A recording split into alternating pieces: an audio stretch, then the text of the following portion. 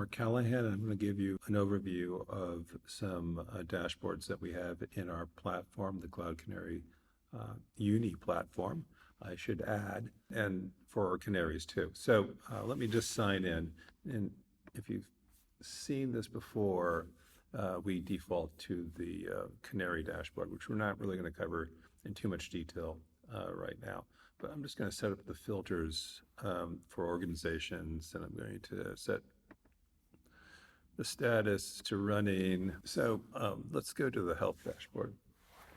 The health dashboard shows the health of the endpoint, the API, the service, whatever you want to do, however you want to define it, and where their scope is, and in many cases the health of the canary. And we do that by providing a status bar across the top for colors, providing some information, text in the center of these little graphs, warnings, good, errors. So that's one way that we've done it. We also provide some top level numbers, total number of canaries, how many are alarming, how many are stopped, how many are erroring, to give whoever's looking at the dashboard some insight into how things are working. The point that I want to bring up is our incident page is also based upon service level. And one of the things that really drive that is a file called, a group called service settings. And the service settings is basically for every service that we have. And again, for us, the service equals a Canary template library. It has one of these service setting groups. And what that provides is some base level default thresholds and values for how to view that service and how to react when alarms go off. I'm actually going to pick one. So this is for Django, the Django service, and they're all basically the same, though the actual values could be a little bit different. Again, every service has one, but services can have multiple service setting groups. It's just that there's only one that actually is used at any particular time. You have the standard information, you have periods, you have how many canaries does it take to cause an incident?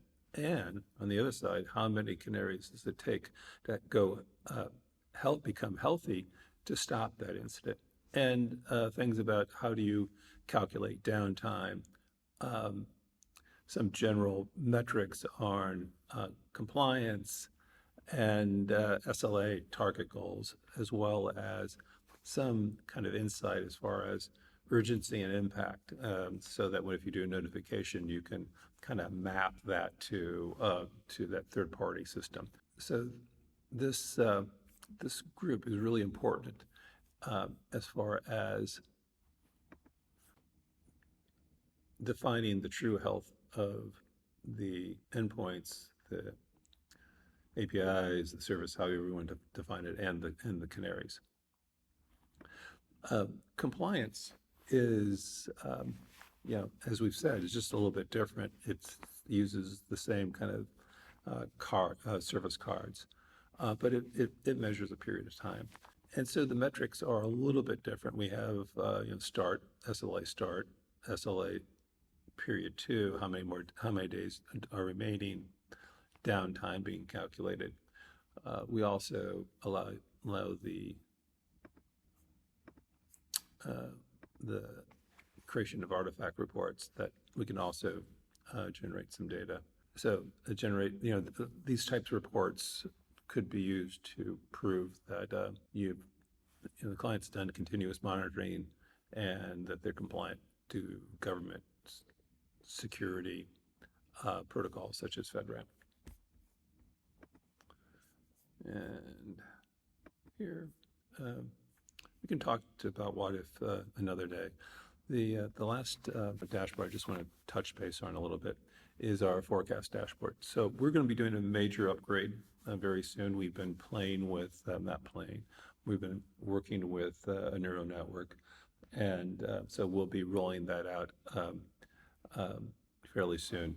The key here is that we really want uh, the, the the customer, you, to be able to use different models for your forecasting because that will have impact.